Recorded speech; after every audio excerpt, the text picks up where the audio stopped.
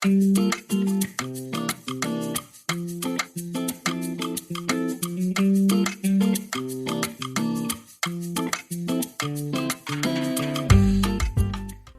el funcionamiento del cerebro ha sido y es una obsesión para la ciencia, y también, ocasionalmente, para cada uno de nosotros como individuos.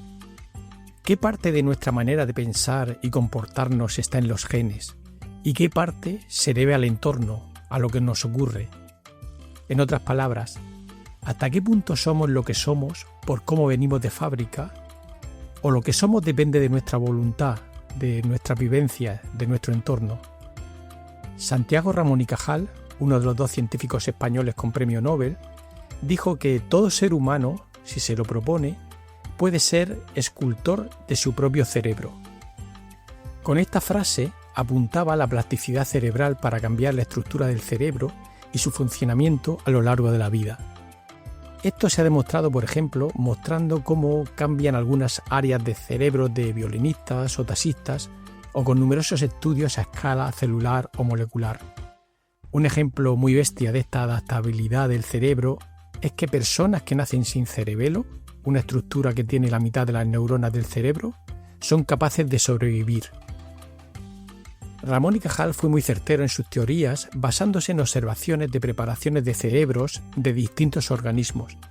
Predijo, y estamos hablando de finales del siglo XIX, que el sistema nervioso no era un continuo, sino que estaba compuesto por entidades individuales que después se llamaron neuronas. El cerebro es un órgano muy difícil de estudiar por diversas razones. Estamos hablando de una estructura que en los humanos tiene unos 85.000 millones de neuronas, con miles de conexiones entre ellas, y unos 100.000 millones de células de la glía o de soporte. Además, es un órgano vital y de difícil acceso y manipulación, aún en organismos modelo. Un reportaje periodístico reciente calificó a Óscar Marín Parra como el neurocientífico español vivo más brillante, algo que cuando se lo comenté le ruborizó en un acto de humildad y de ser un científico que, a pesar de ser excepcional, sabe que en esto de la ciencia las medallas individuales siempre son algo desmesuradas.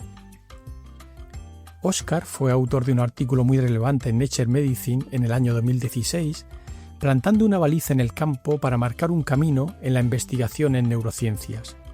En este artículo, Óscar correlacionaba la fase del desarrollo del cerebro, desde el embrión, pasando por la infancia y la adolescencia hasta llegar a estado adulto, con fases en las que aparecen y se diagnostican alteraciones psiquiátricas como autismo, esquizofrenia, ansiedad, bipolaridad o depresión.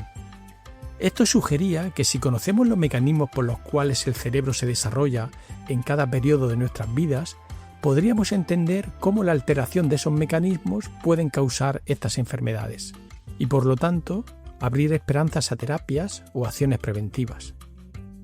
En la página web del grupo de Óscar Marín podemos ver sus excepcionales publicaciones científicas, entre otras cosas, pero también hay un apartado sobre los valores que pretende inculcar en su laboratorio, que son 5: pasión, integridad, trabajo inteligente, actitud de sí se puede y resistencia. Todo esto lo pone en inglés, y resistencia en inglés se dice endurance. Endurance era el nombre del barco del explorador polar Shackleton. El Endurance quedó atrapado por placas de hielo en el mar de Weddell, en la Antártida, y más tarde fue aplastado y hundido por ese hielo. Entonces, Shackleton y otros 5 hombres hicieron una travesía en bote por el tormentoso Atlántico Sur, a vida o muerte, para ir a buscar ayuda. En la Antártida, en la isla Elefante, quedaron 22 hombres de la tripulación del Endurance sobreviviendo en condiciones extremas. Una muestra de resistencia y esperanza. Todos fueron rescatados, casi 2 años más tarde. Y así se podría ver la investigación del cerebro para rescatar a aquellos que tienen problemas psiquiátricos.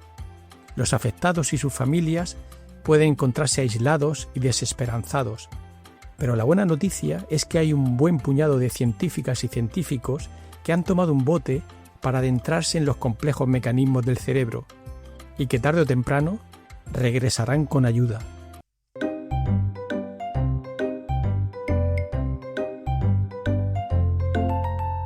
Raticos de Ciencia. Conversaciones con científicos y científicas.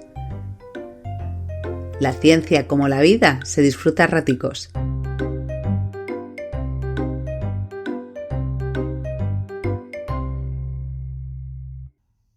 Bueno, Óscar, pues hemos tenido los dos un día bastante largo, pero venimos de tomar una cervecita, nos hemos relajado un poquito. Nos ha venido muy bien. Y ahora nos ha venido de maravilla, estamos aquí relajados para disfrutar de esta conversación, que es de lo que se trata, ¿no? Porque la verdad es que, siguiéndote un poco la agenda que has llevado últimamente, es una agenda un poco de locos, y la verdad es que admiro mucho la capacidad que tienes para llevar todo para adelante, ¿no? Atender a cosas institucionales muy importantes, atender a tu laboratorio y atender a algo menor como estos raticos de ciencia, ¿no? Me gustaría empezar a hablar un poco de el desarrollo que ha tenido la investigación del cerebro en los últimos 25 años, porque esos son más o menos los años que llevamos tú y yo en este negocio de la ciencia. Entonces, esto nos ha permitido ver ese recorrido que ha tenido la ciencia en distintos campos. Y leyendo algunos de tus artículos, me he dado cuenta que es verdad que hay mucha diferencia entre lo que se hacía hace 25 años para estudiar la corteza cerebral y lo que se hace ahora, pero quizá no tanto como en otros campos, porque claro, el cerebro es un tejido muy poco accesible y muy poco manipulable. Los dos estuvimos en el Instituto de Neurociencias, yo hice la tesis allí, y mi vecino era Alfonso Fairén, no sé si te recuerdas. Conozco.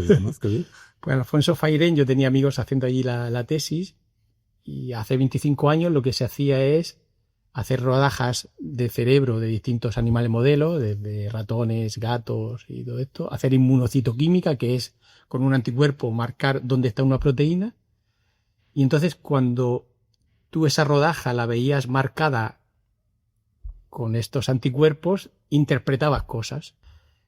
Tú has pasado por ahí también, ¿no? Porque por lo que he visto, aquí tenemos un artículo tuyo que tú empezaste haciendo la tesis con anfibios. ¿Cómo empezaste tú a hacer neurociencia con estos anfibios? Yo caí en la neurociencia de rebote, ¿no? Porque en aquellos años, cuando yo estaba en la universidad, a la que había llegado porque quería ser zoólogo, como casi todos en aquella época, quería ser un biólogo de bota y acababa siendo uno de bata, caí en un laboratorio que hacía neurociencia de casualidad, porque yo quería estudiar retrovirus, quería estudiar el SIDA y pensaba que la inmunología era lo más excitante que podía haber en el planeta biomédico, ¿no? Y caí en un laboratorio de neurociencia por casualidad, en donde efectivamente lo que hacíamos era fundamentalmente neuroanatomía. Hacíamos un estudio muy descriptivo del sistema nervioso, y además utilizando en ese caso anfibios fundamentalmente, ¿no? Xenopus y ranas y estas cosas.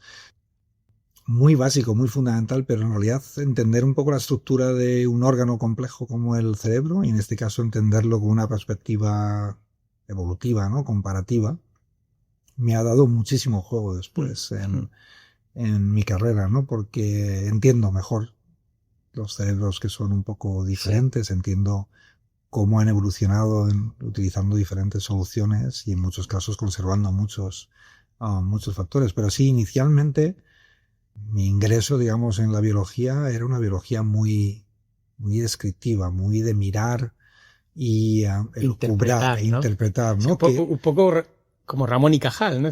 Una neurociencia absolutamente cajaliana, ¿no? Sí. Obviamente sin la chispa del maestro, ¿no? Sí. Que debe tener un pacto con algún ser superior o con el diablo, porque que lo iluminaba.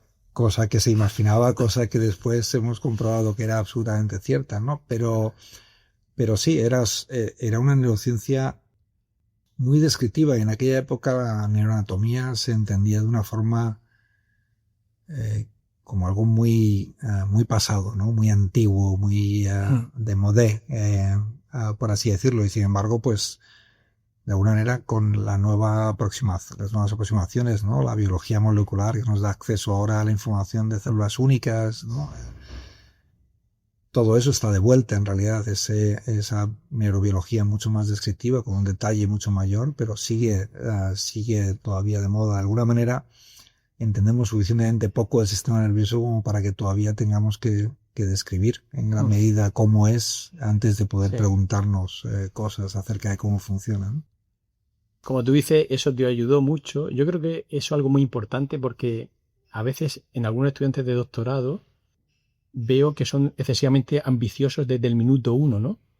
Como que quieren ya hacer lo más sofisticado de todo y hay un periodo que es de madurez, que es el periodo del doctorado, donde, como tú dices, al final, pues hacer rodajas de cerebro, conocer bien todas las zonas, interpretarlo, observar y madurar y crecer, ayuda mucho. Tú además lo hiciste en el Instituto Cajal, que posiblemente junto al Instituto de Neurociencias de Alicante son los dos institutos de referencia para la neurobiología, entonces eso igual te ayudaría mucho también, ¿no? Sí, una parte muy importante de mi trabajo, digamos, de tesis en la Universidad Complutense también, a caballo entre la Complutense y el Instituto Cajal, rodeado de gente que estaba muy interesado en esos aspectos. Pero lo que has mencionado yo creo es muy importante. Yo cuando hablo con mis estudiantes trato de hacerles ver que en realidad al hacer una tesis es fundamentalmente aprender a investigar y que es muy poco importante en qué tema concreto se está haciendo la tesis y cuál es el descubrimiento que se desprende de ello, ¿no? Que lo más fundamental es que adquieran una base importante y que se den cuenta si realmente esa búsqueda, ¿no?, de respuestas es algo que les atrae, a lo que puedan dedicar, digamos, su vida profesional, más allá de que después caigan en un proyecto mejor o peor, más caliente, con más suerte, menos suerte, ¿no? Es una etapa formativa en lo que lo importante, digamos, es encontrarte a ti mismo más que intentar hacer el descubrimiento más sonado posible, ¿no? Sí. Eso que dice me parece, estoy de acuerdo, que es muy importante, porque cuando uno ve las publicaciones de tu tesis, nadie podría imaginar que Óscar Marín iba a ser, como he leído hace poco en una entrevista en un periódico, decían algo así como posiblemente... No lo recuerdes, Te conozco poco, pero veo que eres bastante humilde, pero te lo voy a recordar porque me va a llamar la atención, ¿no? Que decía algo así como posiblemente, ¿no?, el neurobiólogo vivo más importante de España. Bueno, a ver, obviamente todos sabemos que en el periodismo todos intentan inflar todo mucho, pero lo cierto es que eres un neurocientífico de referencia. Pero es importante eso de que tú tuviste una tesis buena, pero discreta, como cientos de personas, y ahí quizá cogiste la madurez para seguir con tu carrera y sin tener una tesis súper exitosa, has logrado tener una carrera bastante exitosa en el mundo de neurociencia. Y yo creo que ahí intuyo que un paso clave está relacionado con este artículo que tengo aquí delante, que fue el movimiento de irte de postdoc a San Francisco. Uh-huh. Porque yo cuando estaba en el Instituto de Neurociencias, aunque, bueno, yo estaba un poco ahí a caballo entre los neurocientíficos serios y lo que hacíamos mosca. Los modelos. Yo trabajaba en neurogénesis en mosca. Pero yo, claro, de los seminarios y todo eso sí me sonaba mucho el nombre de John Rubinstein, porque era una persona que estaba en San Francisco estudiando la corteza cerebral. Creo que Luis Puelles estuvo allí también. Colaboró mucho con John, sí, aportando desde su perspectiva, ¿no? Aportando todo su conocimiento anatómico y John su perspectiva molecular, ¿no? De redes de factores de transcripción que eran importantes para el desarrollo del cerebro. Sí, entonces, claro, ahí en ese movimiento tuyo, de pronto, de un laboratorio medio o normal, te vas a un laboratorio top de corteza cerebral mundial. ¿Cómo fue ese movimiento? ¿Fue también un poco azaroso? ¿Lo buscaste? ¿Te sentiste muy motivado para esto? No, yo tenía muchas ganas de salir de España, ¿no? Y ver otros horizontes, ¿no? Y incluso cuando empecé la tesis doctoral me planteé si quería hacer la tesis fuera, ¿no? Y finalmente, bueno, estaba a gusto en el laboratorio de Agustín González y me encontraba bien y tenía muchísima libertad, ¿no? Un poco lo que decías antes, el hacer una tesis en un tema menos puntero, menos caliente quizás de los que a lo mejor otra gente hace ahora mismo en sus laboratorios, me dio mucha flexibilidad y muchas posibilidades, ¿no? Por ejemplo, todos los artículos de mi tesis los escribí yo, ¿no? Cosa que ahora es prácticamente impensable, ¿no? Era todo tan deprisa y hay tanta presión. Y bueno, eso me permitió pues cometer muchos errores con mi inglés, como el de todos, macarrónico en nuestra época estudiantil, desarrollar un estilo, y el perder el tiempo en escribir esos artículos me ha ayudado mucho después, ¿no? A poder escribir con mucha más soltura posteriormente, ¿no?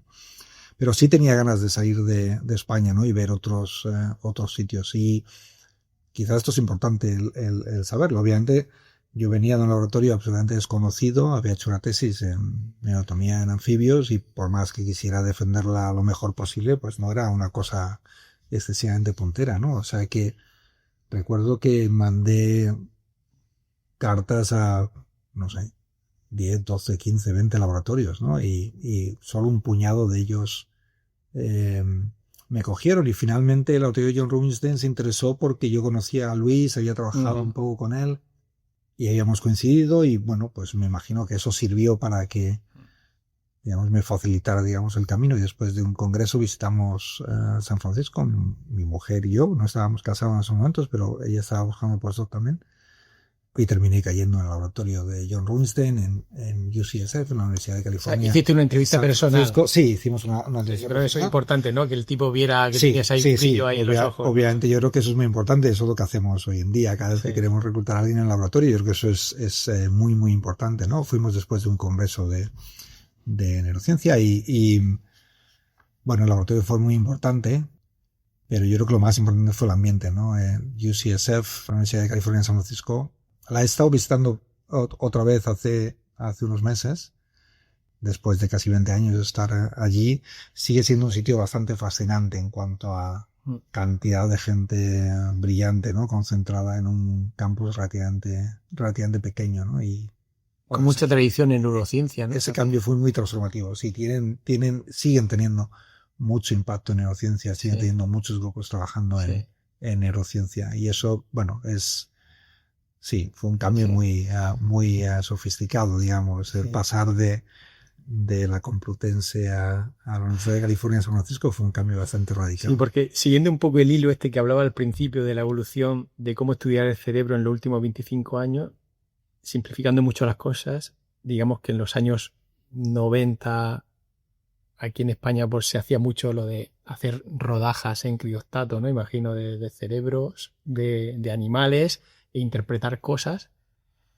Pero ya he visto que, no sé si es esta tu primera publicación del Journal of Neuroscience, en el año 2000, ya hay un puntito más, y es que estas rodajas de cerebro que hacéis de animales modelo, en este caso ratón, ya son de mutantes. Entonces ahí ya empezamos ya a darle papel a los genes.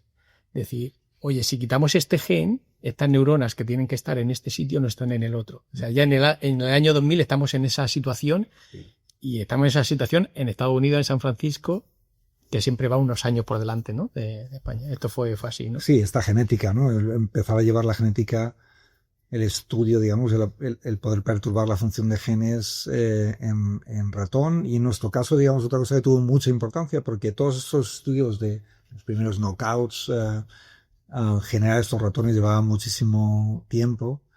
Pero sobre eso, además, el tener capacidad, por ejemplo, de desarrollar estos métodos ex vivo, ¿no? De cultivar rodajas de cerebro, mantenerlas vivas y poder estudiar, por ejemplo, el movimiento de neuronas en el cerebro en desarrollo, ¿no? Y en esa época, en mi caso, tuve mucha suerte porque coincide temporalmente con la explosión, digamos, del campo de la guía axonal, ¿no? En el área de la Bahía, en Berkeley estaba Corey Goodman,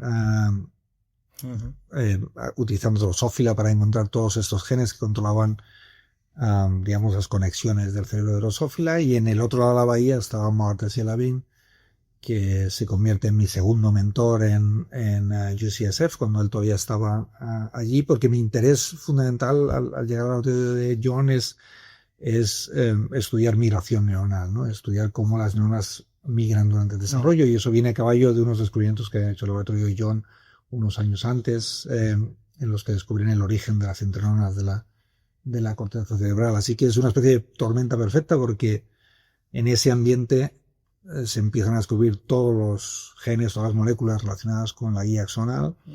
Y a mí se me pasa por la cabeza que es algo bastante obvio hoy en día, pero en ese momento quizás no tan inmediato, que seguramente las células deberían utilizar los mismos sistemas de señalización para moverse, ¿no? Si había guía axonal, pues algo parecido tenía que aplicar a las células que se movían, y todo el foco estaba en la guía axonal, con lo cual el campo de la migración neuronal desde un punto de vista molecular estaba bastante abierto, y nosotros teníamos un sistema, un modelo perfecto, ¿no?, de migración neuronal muy sostenida en el tiempo, que nos permitía estudiar todo este proceso. Justo ahora estoy pensando que también en esa época, 98, 99, 2000, 2001, es cuando se empiezan a tener las secuencias de los genomas completos, ¿no? Entonces, claro, ahí de pronto te aparecen familias de genes que pueden estar relacionadas, ¿no? Y todas las homologías. Realmente, yo creo que la mayor parte del discovery se hace en Drosophila. Claro. Y digamos, la gente que trabaja en modelos animales vertebrados, en ratón, se aprovechan, digamos, de toda esta información para encontrar los homólogos en mamíferos, ¿no? Pues en este paseo que estamos haciendo desde los años 90 hasta, vamos a llegar, ya adelanto, a la semana pasada que tu grupo y tú sacasteis un artículo en Nature.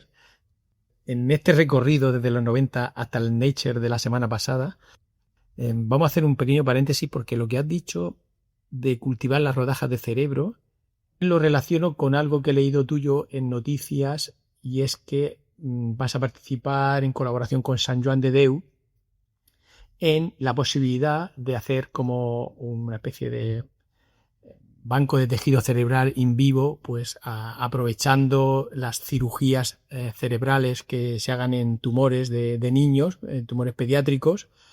Pues imagino que además de sacar el tumor, siempre por seguridad se corta un poquito más alrededor del tumor. Y claro, yo cuando leía las noticias digo, ¿pero qué van a hacer con él? ¿Cómo van a mantener esto vivo? ¿Cómo se mantiene hoy en día una rodaja, digamos, de tejido cerebral viva? ¿Por cuánto tiempo? ¿Qué se puede hacer con esto?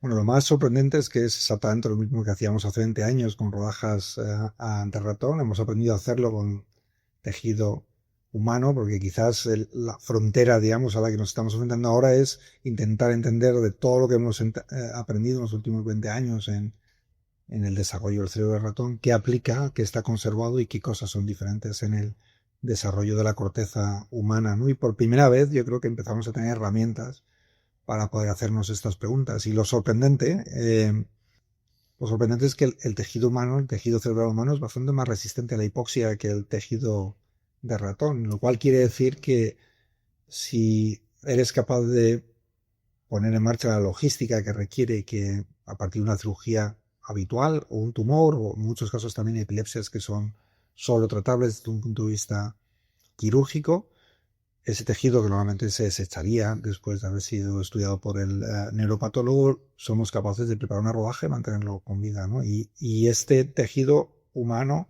se mantiene más íntegro y más sano que una rodaja equivalente del cerebro ratón, y lo podemos tener 3-4 semanas en cultivo, lo cual nos permite por primera vez empezar a hacernos las mismas preguntas que nos hacíamos en ratón. Podemos empezar a manipular la expresión de un gen determinado y ver qué función tiene eso en la conectividad, por ejemplo, de las neuronas de la corteza. ¿Y la logística de esto cómo funciona? ¿Tiene ese tejido? ¿Os envían a vuestro laboratorio en Londres? No, esto hay que hacerlo in situ, es muy muy importante hacerlo in situ, entonces lo que estamos montando es una especie de laboratorio satélite pequeñito, integrado en Sant Joan de Déu, integrado con los neurocirujanos, el neuropatólogo, todo el servicio que está alrededor, en donde vamos a poder hacer esos experimentos directamente en Sant Joan de Déu. O sea que digamos, la institución en donde haremos esos experimentos será en Sant Joan de Déu. Tenemos un laboratorio muy parecido en King's College Hospital, al lado del quirófano. Esto tienes que reproducirlo porque si quieres hacer experimentos, digamos, en rodaja viva, te hace falta hacerlo en el sitio, ¿no?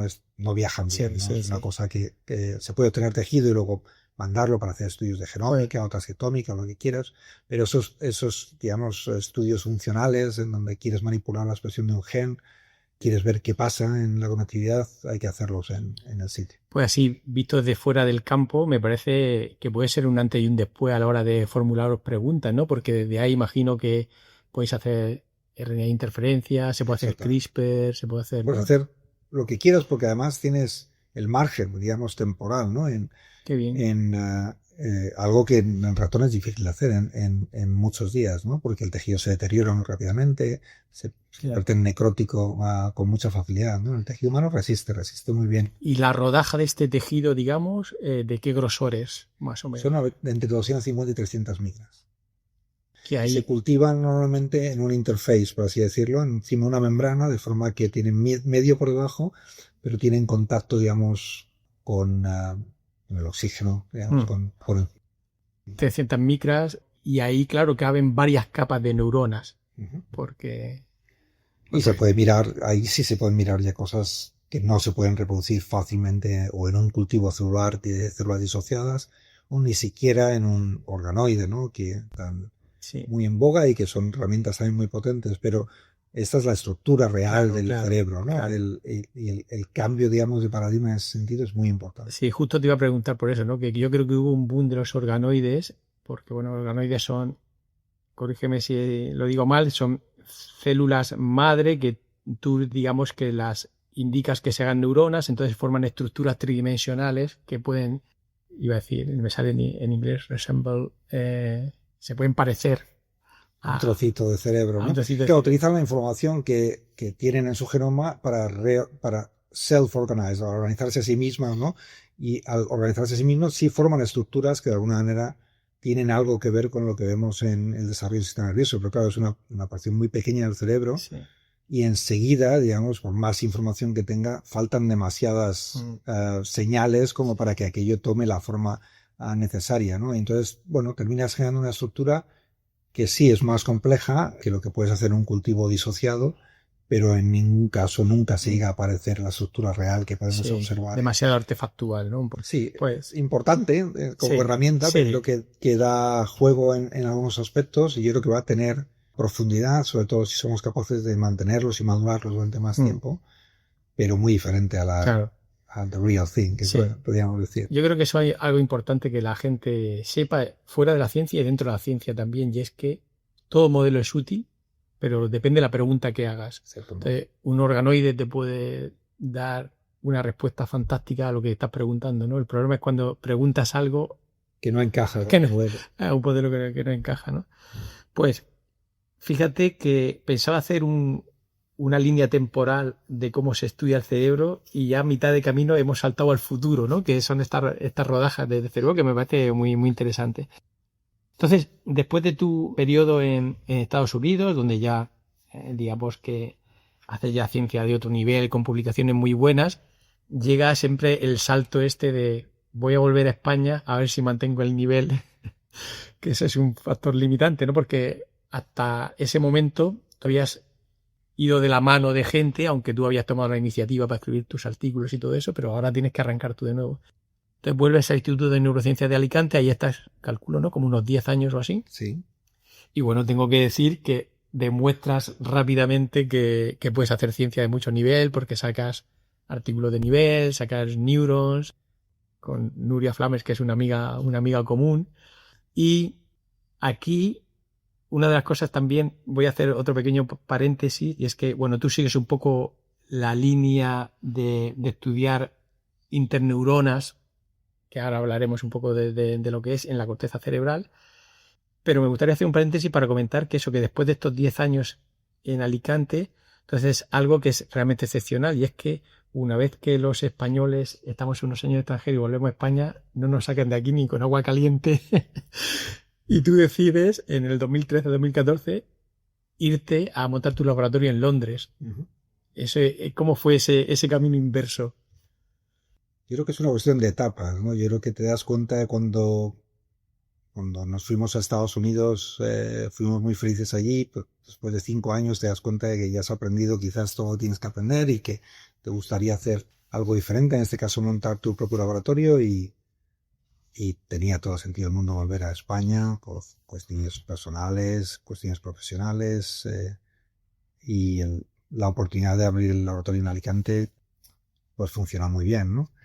Y después de 10 años te das cuenta de que a lo mejor has cubierto también otra etapa, ¿no? Y que parte de lo que te induce a a innovar todos los días, es tu ambiente cercano y la gente con la que interaccionas, y después de unos años te haces más cómodo, yo creo, ¿no? Y si el entorno no es excesivamente dinámico, yo creo que es una de las cosas que en España todavía tenemos que mejorar, ¿no? Porque las opciones de reclutar o de que haya cambios son más pequeñas, un ambiente más estático, pues al cabo de los años, de alguna manera sí notas que estás embebido en un sitio donde puedes estar muy bien. En nuestro caso estábamos muy bien en Alicante, pero quizás te falta un poco de movimiento, ¿no? Y en nuestro caso, o en mi caso en particular, por no hablar por Beatriz, por mi mujer, yo tenía esta disyuntiva, ¿no? ¿Cómo es esto? De cabeza de ratón o cola de león, ¿no? Sí. Tenía esta sensación de que estaba bien y estaba en una posición muy buena en España en la ciencia, pero quería saber si podía hacer otras cosas en un ambiente quizás un poco más competitivo. Y quizás hablemos de esto después, tenía mucho interés en estar más cerca de colegas que hicieran neurociencia más clínica, no porque yo quisiera trabajar en ese aspecto, pero sí quería tener contacto, sí quería que mi investigación estuviera de alguna manera influida por esos científicos que están más interesados en los aspectos más clínicos de los problemas del desarrollo del cerebro. Y bueno, todo eso nos llevó a Londres, ¿no? Yo soy madrileño, me gustan las ciudades grandes, también echaba un poquitín de menos quizás el ambiente más dinámico, más activo en cuanto a cultura de una ciudad grande. Y bueno, vimos diferentes opciones en Europa y Londres nos enamoró, y en ese sentido seguimos muy enamorados. O sea que 10 años, 11 años casi desde que nos mudamos, seguimos muy contentos. Pues me encanta escuchar eso, y bueno, ya sabes que empatizo mucho con esta idea del cambio de ciclo, que justo lo hemos estado hablando antes tomando una cerveza, porque es algo que es verdad que en la cultura anglosajona está un poquito más implementado, en que la gente cada 10, 15 años cambia de lugar, cambia de vida, y aquí en la cultura, digamos, más mediterránea somos un poco, si estamos bien, no toques nada. No me Apple. Y bueno, yo ahora mismo estoy también subido en un cambio de ciclo, que también estoy muy ilusionado, y yo creo que siempre es bueno, siempre refresca, y enfrentarte a nuevos retos. Y yo creo que rejuvenece, porque yo creo que yo tengo la sensación de que lo que nos hace felices son los retos, no ni siquiera el camino, es la sensación de que tienes capacidad de influir en lo que vas a poder hacer, salga bien o salga mal, sea tortuoso o no tortuoso el camino, ¿no? Esta sensación de tener cierto control de hacia dónde te diriges, ¿no? Yo creo que eso es algo muy positivo y que te rejuvenece, o sea, realmente te sientes fresco en ese aspecto, ¿no? Un poco buscar la novedad, ¿no? Buscar el pasarlo mal de alguna manera para superarlo, ¿no? Sí, yo creo que es muy importante. Yo creo que el cambio de entorno, esto suena muy atópico, pero de repente empiezas a hablar con gente que piensa ligeramente diferente a la gente con la que está hablando. Y eso, digamos, para un científico creo que es muy importante, porque la mayor parte de lo que hacemos es en realidad buscar relaciones entre elementos, ¿no? Que están muchas veces en nuestra cabeza, están en los experimentos, en los resultados, y tú vas buscando, digamos, conexiones que te permitan hilar una hipótesis que diga, pues esto debe funcionar de esta manera, ¿no?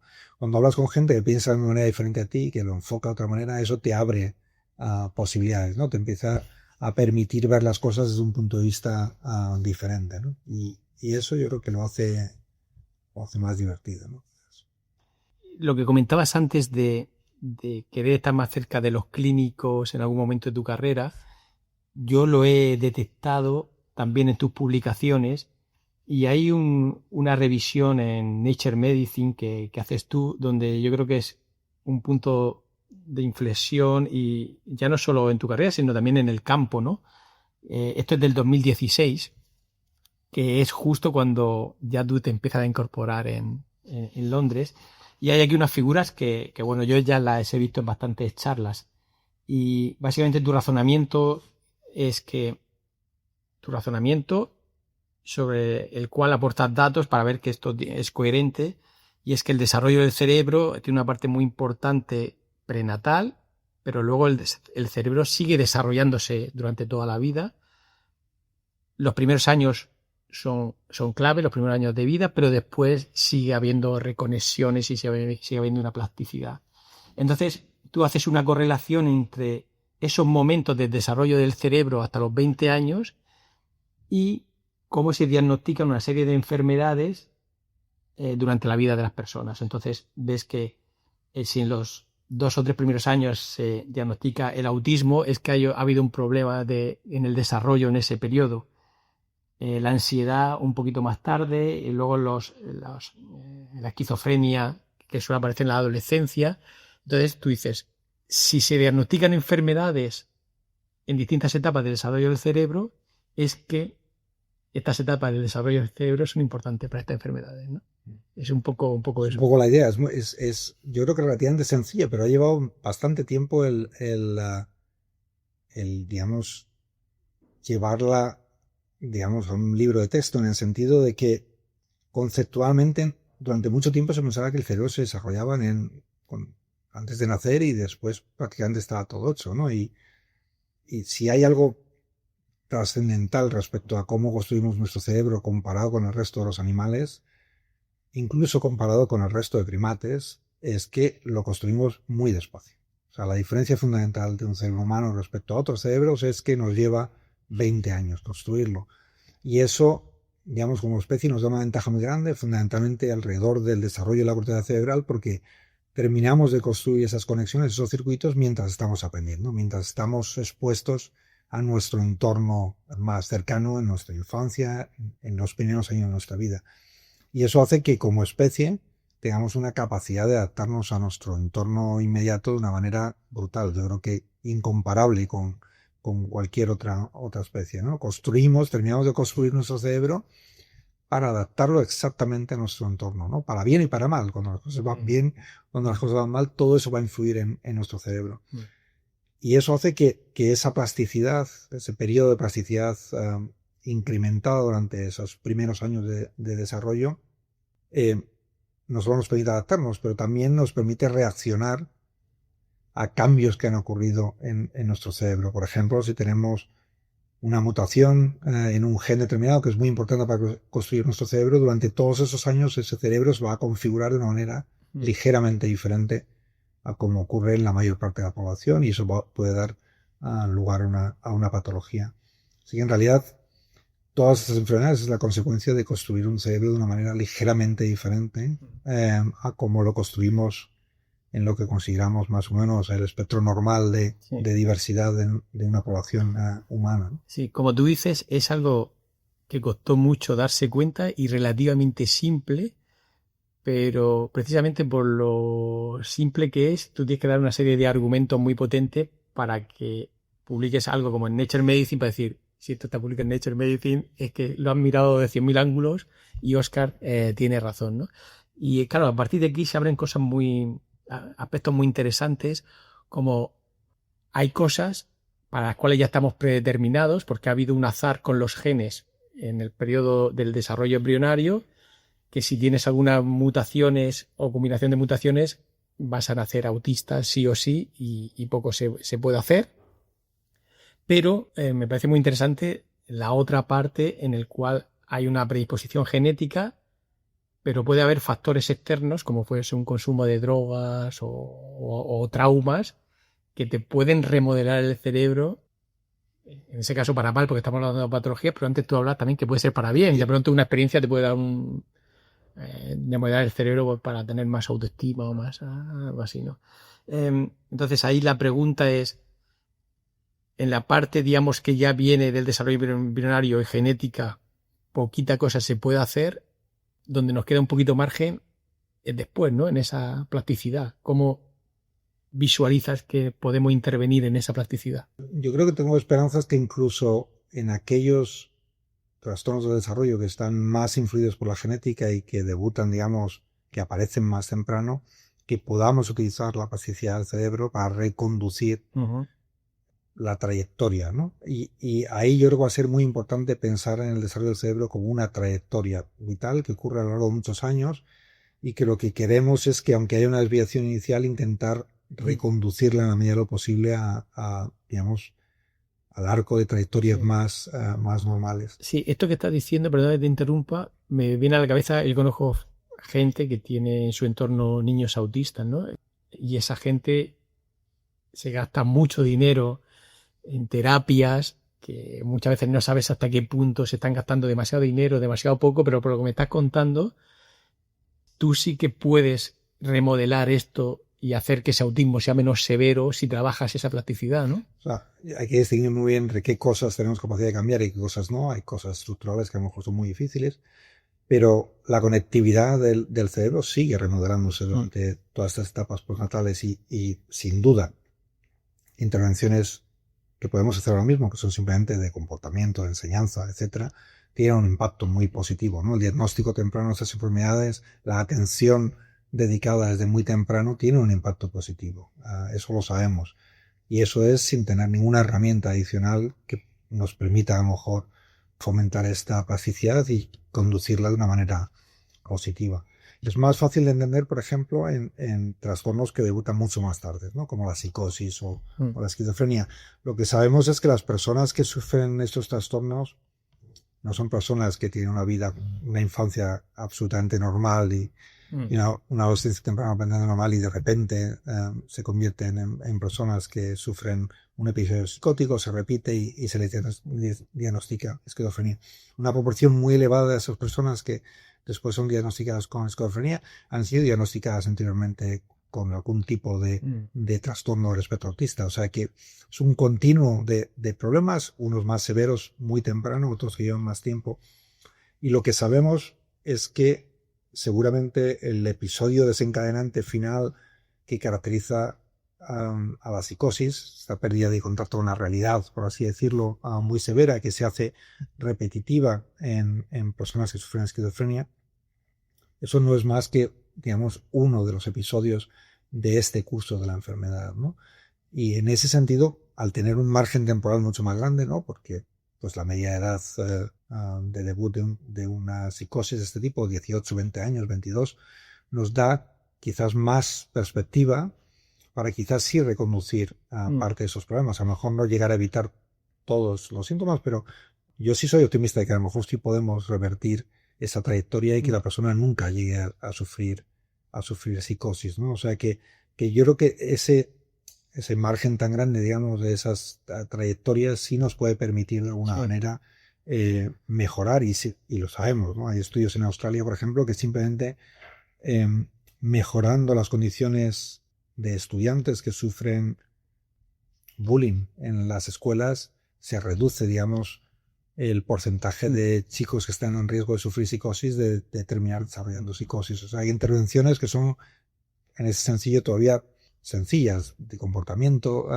que controlan el estrés, la presión social, son suficientes para mejorar el outcome de estos chavales, ¿no? O sea que en el futuro debemos tener muchas más herramientas. Lo que está diciendo me parece muy interesante y muy alentador para la gente que en su entorno tenga estos problemas, desórdenes psicológicos, digamos, o psiquiátricos, porque tú ahora, digamos, en los últimos años, luego entraremos un poquito más en detalle de biología más dura, pero lo que estás trabajando es entender los mecanismos de cómo funciona esto, cómo está funcionando la corteza cerebral y cómo una plasticidad errónea te puede llevar a estas enfermedades.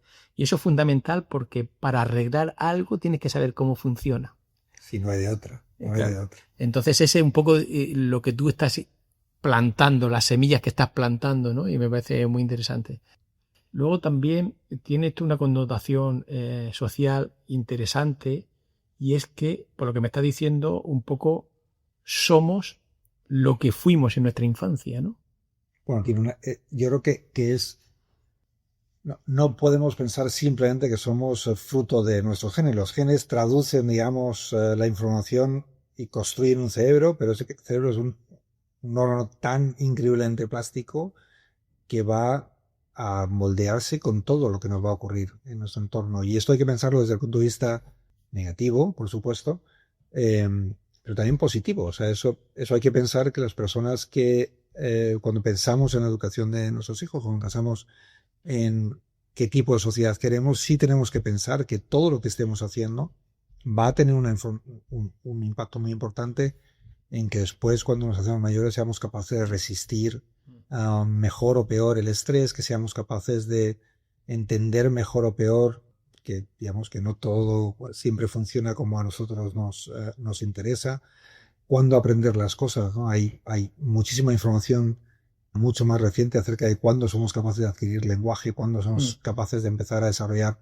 matemáticas, que es mucho más temprano de lo que pensábamos hace unos años, y que sugiere que a lo mejor tenemos que empezar cuanto antes con esas cosas, que nos va a dar muchísima más capacidad, muchísima más facilidad de incorporar este tipo de lenguajes que son complicados para nuestro cerebro y que sin embargo nos exponen, digamos, nos permiten una plasticidad que de otra forma no sería posible, ¿no? Claro.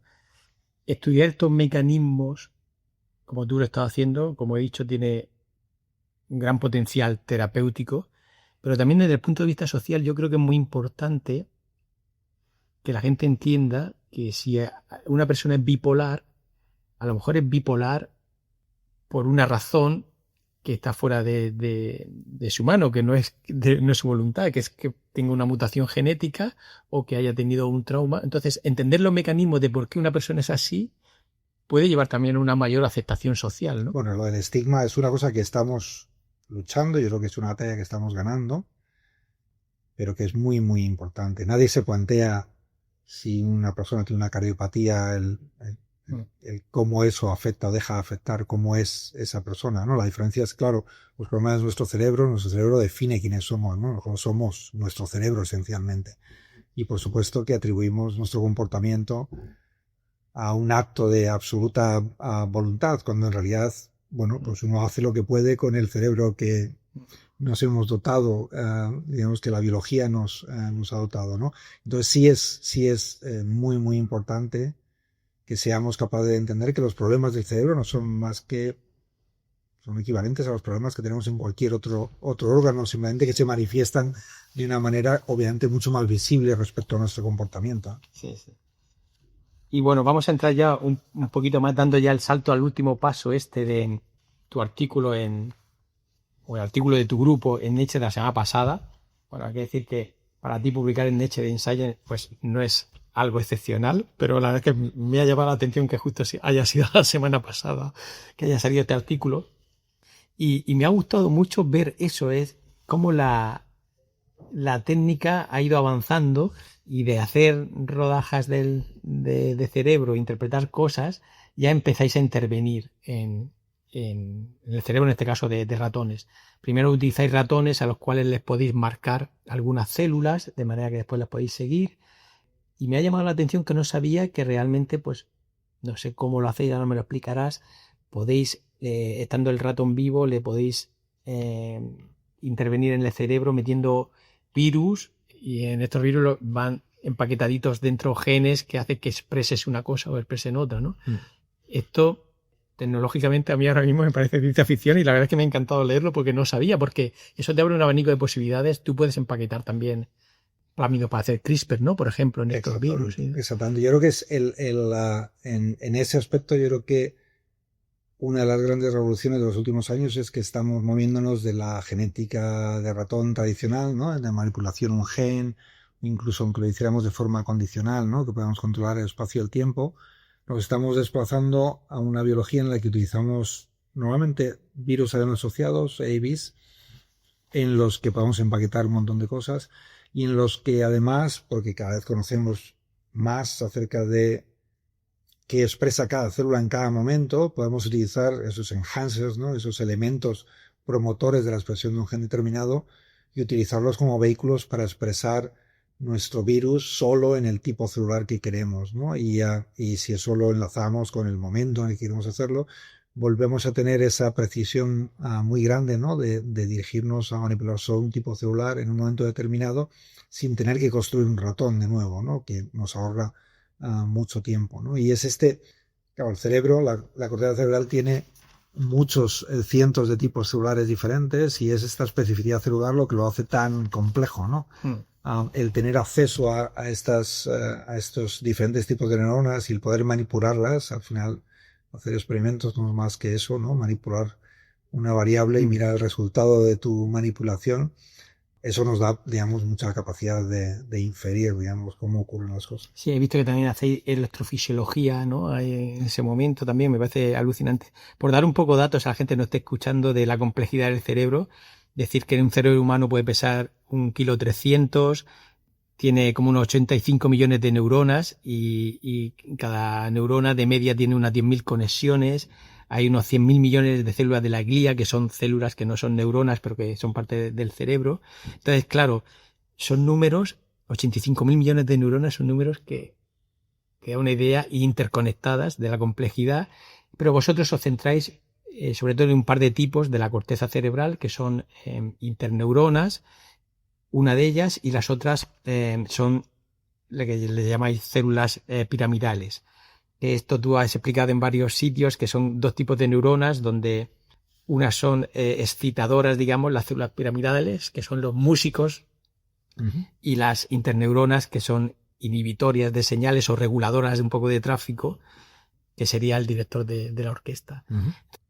En este universo de neuronas, vosotros vais al detalle, como dices, podéis manipular la expresión de genes en unas neuronas concretas. En este caso, en el Nature, son unas interneuronas, que son los directores de orquesta, y demostráis que hay una serie de genes que expresan neuropéptidos que son importantes para la regulación de este tráfico, ¿no? Esa es un poco la idea de este artículo, ¿no? Sí, una idea que subyace a nuestro interés, digamos, no solo en el desarrollo del cerebro, sino en la plasticidad incluso que ocurre en la corteza adulta, es que el cerebro ha desarrollado mecanismos para asegurarse que, pese a las fluctuaciones, es decir, el intercambio de información que ocurre en el cerebro, las neuronas mantienen, digamos, un régimen de disparo, por así decirlo, o sea, que trabajan más o menos en una frecuencia de disparo más o menos constante. Y esto no es sencillo de entender porque normalmente cuando las neuronas reciben excitación van a tender a disparar más rápido y cuando son inhibidas van a tender a disparar menos. Pero claro, esos cambios, si se prolongaran en el tiempo, sacarían, digamos, a las neuronas de su ritmo normal de trabajo. Entonces es muy importante que el cerebro tenga mecanismos para mantener ese rango, digamos así, de funcionamiento de una forma más o menos controlada. Esos mecanismos se llaman mecanismos homeostáticos y permiten, digamos, al cerebro funcionar, digamos, en un régimen más o menos establecido. Lo que estamos intentando entender es pues, cuáles son esos mecanismos, cómo se las apañan las neuronas para mantener ese régimen de disparo que las permite funcionar de forma normal sin perder, digamos, esa capacidad de autorregularse. Sí, digamos, siguiendo un poco el símil de la orquesta con los músicos, vosotros habéis visto que ese director de orquesta, que es la interneurona, le habéis descubierto una batuta, ¿no? Que son unos genes que codifican para neuropéptidos. Esto es algo que también me ha sorprendido. Un mismo gen genera una proteína muy larga y después se corta en trocitos, ¿no? Sí. Me parece alucinante eso. Y de esos trocitos había identificado un poco cuáles son los importantes. De nuevo, estáis entendiendo finamente cómo son los mecanismos del cerebro y me parece que esto, ahora me contarás si se puede contar cuál es el siguiente paso, pero me parece que a lo mejor esos neuropéptidos los podéis manipular, ¿no? De esa secuencia de proteínas largas que se hace cachitos, tú a lo mejor por CRISPR puedes quitar cachos y ver cuáles son los más importantes. Exactamente. El siguiente paso realmente es ese, porque más allá de entender este proceso, una cosa que nos tiene muy interesados es que esta población de interneuronas es muy importante para controlar la actividad de la corteza. Y tenemos muchas evidencias de que cuando no funcionan bien, lo más inmediato es que tengas epilepsia, pero están muy relacionadas con trastornos que ocurren, digamos, temporalmente a lo largo de ventanas de tiempo mucho más largas y están muy relacionadas, por ejemplo, con esquizofrenia. Y nunca hemos tenido herramientas farmacológicas muy precisas para manipular su actividad. Y una de las cosas que ofrece este trabajo es la posibilidad quizás de interferir con estos neuropéptidos que nos pueden ayudar a reajustar, digamos, el punto, digamos, el reostato, por así decirlo, en el que funcionan estas células. El problema es que nos falta mucho por descubrir, porque de todos esos neuropéptidos no sabemos exactamente cuáles son los más importantes, no sabemos cuál es el receptor, al que se unen y que activa la cascada de señalización, que produce el cambio, digamos, en la actividad sináptica de estas células. Pero bueno, tenemos ahora mismo 2 o 3 candidatos y estamos profundizando por ahí. Yo creo que es una línea de trabajo que va a dar frutos. Genial. Poniendo el símil con una mina, ¿no? De pronto habéis picado un poquito piedra y habéis visto que picando por ahí podéis llegar. Hay una buena beta. Hay una buena beta. Bueno, pues yo como ves tengo aquí un montón de notas puestas, pero yo ya me gustaría pasar un poco a la parte ya más personal, porque bueno, a todo esto todavía ni has cenado y ya me siento un poquito mal de abusar de tu tiempo. No te preocupes. Algunas cositas que me han filtrado por ahí. Eres un buen cocinero. Soy buen cocinero. Bueno, eso es... ¿Cuál es tu plato estrella? Me han hablado muy bien de unos canelones de carrillera. Me gusta mucho cocinar carne, me gusta mucho guisar. Mi madre no cocina ya porque está muy mayor, pero cuando cocinaba era muy buena cocinera y guisaba muy bien. Sí. Y yo creo que de ahí se me ha quedado a mí la idea de guisar, y me gusta mucho guisar, ¿no? Guiso con olla express. La cocción, cocción lenta, de olla buena al chup. Y sí, en general me gusta la carne. Me gusta cocinar un poco todo. Cocino mucha pasta, cocino carne de diferentes formas, guiso bastante. Me gusta porque me gusta mucho comer. En realidad lo que me gusta es comer, más que cocinar. Y un cocido madrileño no te lo puedes comer en Londres si no te lo haces tú, ¿no? No lo tenemos que hacer, efectivamente. Se puede comer buen arroz, curiosamente, porque Quique da Costa tiene un restaurante en Londres donde hacen un arroz respetable, porque entre otras cosas pues se traen el caldo directamente de Alicante, o sea que se traen la materia prima, el caldo y el arroz, o sea, lo único que ponen allí es la paella. Pero sí, cocido madrileño no hemos conseguido más que en casa. Sí, porque los arroces en Alicante, yo recuerdo, había un bar de obreros saliendo del Instituto de Neurociencias hacia San Juan. Había un bar de obreros que los jueves tenían arroz de menú que estaba excelente, la verdad. Bueno, una de las cosas que yo aprendí en Alicante es que el arroz es una cosa muy seria. Y en Alicante se hace muy bien. Hay sitios donde el arroz lo hacen absolutamente espectacular. Y es de esas cosas. La familia de mi mujer son de un pueblecito de Segovia, donde se come muy buen cordero lechal. Es una región de cordero lechal. Y yo solo como cordero lechal allí. No se me ocurre pedirlo en ningún otro sitio del mundo. Y arroces, salvo en Londres de Quique da Costa, pues no. Los tomo en Alicante, no los tomo en ningún lado, porque creo que no tienen comparación, entonces es mejor. Igual te sale casi más barato coger el avión y irte a Alicante con el arroz. Pues no te extraña, porque el precio efectivamente del arroz de Quique en Londres es precio londinense. Ya para terminar, me gustaría hacerte una pregunta que se me ha ocurrido de una persona que lleva años estudiando el cerebro y cómo funciona la plasticidad neuronal y cerebral, y que trabaja en un campo tan competitivo, estresante como es la ciencia. Bueno, he visto las afiliaciones que tienes. No solo te conformas con ser director de departamento por un lado, sino que estás afiliado a alguna otra institución, estás metido en comités de consejo en varias instituciones. Claro, tu agenda es un poquito too much, ¿no? Entonces, ¿cómo o qué has aprendido de estudiar el cerebro y cómo funciona el cerebro que te aplicas tú para poder llevar este tipo de vida que llevas con una actividad cerebral muy alta, ¿no? Porque tu cabeza, tus neuronas se están disparando continuamente, ¿no? ¿Qué has aprendido? ¿Cómo lo llevas esto? Bueno, yo creo que lo más importante de todo, intento aplicarlo, aunque quizás no siempre lo consigo, pero yo creo que lo importante es pasárselo bien.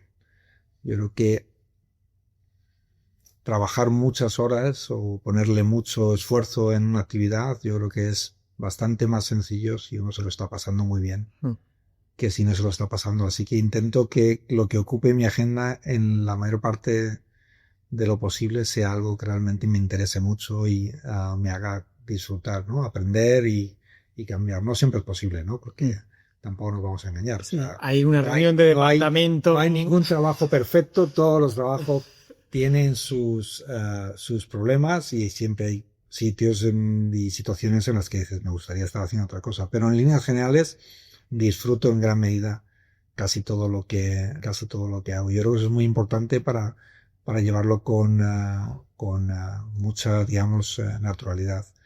Y luego me gusta desconectar, y cuando desconecto bastante radicalmente, ¿no? Y hago deporte, y me gusta leer, y me gusta escuchar música, y disfruto mucho salir en Londres. Y yo creo que esa combinación, ¿no? El mezclar un poco el trabajo con el hobby y hacer que el hobby sea el trabajo, y en general intentar disfrutar un poco todos los días de lo que hacemos, ¿no? Coger un poco de perspectiva, pensar bien si merece la pena lo que estamos haciendo, y si no, cambiar. Dejarlo, sí. Es una cosa que los científicos creo que podríamos mejorar, sí. el saber cuándo parar ciertas cosas, sí. Y intentar siempre estar planteándome, bueno, ¿es esto lo que realmente quieres hacer? Sí. ¿Es lo que quieres dedicar el tiempo? ¿Realmente estás en el sitio correcto, en el momento adecuado? Cuando es así, el tiempo pasa volando y da igual que le metas muchas horas, ¿no? Si realmente te lo estás pasando bien, sí. Es más fácil. Sí, yo... de la gente más angustiada que yo he detectado es la gente que está haciendo algo por cabezonería, por querer estar ahí, pero que realmente no lo está disfrutando. Entonces, ¿qué sentido tiene, no? Un poco eso, ¿no? Y no tener capacidad de al darte cuenta de eso, decir, bueno, pues es mejor decir, mira, yo creo que esto no es lo que debería estar haciendo, ¿no? Lo siento mucho, pero es mejor que dedique mi tiempo a hacer otra cosa. Yo creo que eso es muy importante. Y enfocarlo siempre desde ese punto de vista, es decir, bueno, si voy a hacer esto realmente es porque he pensado que es algo que quiero hacer por la razón que sea, ¿no? Porque me divierte, porque creo que es importante, porque creo que aporta a la sociedad o a mi entorno, o lo que sea, algo en lo que puedo contribuir, y abordarlo desde esa perspectiva, ¿no? Efectivamente, yo creo que hay personas que son incapaces de estar en un sitio sin estar pensando en la otra cosa que podrían estar haciendo en ese momento. Yo creo que eso desgasta mucho en general. Me encanta escuchar eso, y me encanta saber que eres futbolero, como hemos estado hablando, porque yo también soy un defensor del valor de las cosas banales, ¿no? Y no hay nada más banal que el fútbol, ¿no? ¿Y cuál es la locura más grande que has hecho por fútbol? Por fútbol he hecho un poco de todo, yo creo. Por fútbol yo creo que he hecho todo, o sea, no hay nada que haya puesto por delante del fútbol. Cuando estaba en San Francisco, nuestro laboratorio tenía los lab meetings los miércoles a mediodía, y a las 3 semanas de estar allí llegué al despacho de mi jefe y le dije, hay que cambiar los lab meetings. Digo, hay que cambiar los lab meetings porque es la Champions, la Copa Europa se juega los miércoles a mediodía, y yo voy a ir al pub a ver el partido, o sea, no voy a venir a ningún lab meeting. Digo, si quieres que venga, voy a tener que cambiar los meetings, y los cambiamos. O sea, pues, afortunadamente, mi jefe, John, no le gustaba el fútbol, pero le gustaba mucho el fútbol americano, es un fan de los 49ers de San Francisco, y lo entendió perfectamente, y dijo, bueno, pues nada, lo cambiaremos, y lo pusimos el viernes. Todo eso que le has invertido al fútbol ahora te lo está devolviendo porque eres aficionado del Real Madrid y estás venga a ganar el Champions. Sí, este año no, pero ya nos han dado ya está bien. Un número muy grande de alegrías en los últimos años. Sí. Bueno, Óscar, pues muchísimas gracias de corazón, porque viendo tu agenda, que hayas sacado un hueco en un día tan largo, que ya es hora de haber cenado y todo y estar aquí, pues te agradezco mucho y he disfrutado mucho la charla contigo. Igualmente, muchas gracias por la invitación. Hasta la próxima.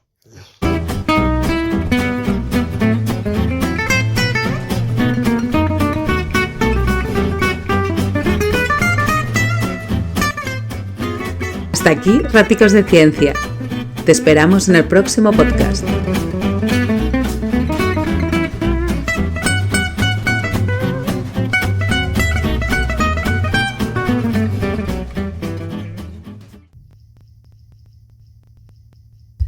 Normalmente no hago introducción de currículum, bla, bla, bla, bla. Al principio hago una entradilla y por fuera, perfecto. Y ya está. Y luego sí que pongo ahí tu enlace a tu currículum y todo eso, ¿no? Porque me parece que un poco ahí como que estamos intentando un poco. El objetivo de esto es acercarnos a la gente, que veamos que somos gente normal. Sí. Y si tú al principio sueltas que... Pararán, pues ya de repente dices, Todas las ¿y condecoraciones, ahora qué, no? ¿Y ahora qué? Este es de otro planeta, ¿no? Entonces, eso es un poco... Sí, justo al contrario, realmente. Y yo creo que eso es muy importante con la gente joven, ¿no? El desmitificar un poco esto, ¿no? Y llevarles o sea, centrarles en por qué hacemos esto, ¿no? Y en realidad hacemos esto, nos gusta jugar y nos gusta pasárnoslo bien y nos gusta descubrir cosas. Y ese es todo el foco. El resto es un poco anecdótico, en realidad. Y sí, algunos que hemos tenido más suerte que otros o lo que sea, y nos puede ir mejor o peor o lo que sea, pero en el fondo lo que destilas por lo que estás haciendo esto realmente es porque nos sigue gustando jugar a descubrir cosas, ¿no? De lo que sea, ¿no? Pues sí, de eso lo haremos, porque yo creo que si tú a un tío que le ha ido bien lo mitificas demasiado, a la gente le acojona, que dice, hostia, yo ahí no voy a llegar, ¿no? Y hay que, sí, esta cosa de que hay que tener un intelecto superior. Como ¿no? este, ¿no? Todo el mundo tiene que ser como este, y no, eso no es así. Exactamente. De hecho, la mayor parte de los científicos no son así. Lo excepcional es este tipo de gente que obviamente son transformadores, ¿no? Pero el resto pues somos hormiguitas de la ciencia, que nos pasamos bien y vamos haciendo cosas. Sí. Vale, pues bueno, voy a empezar así un poco a cascoporro, luego todo esto lo voy editando y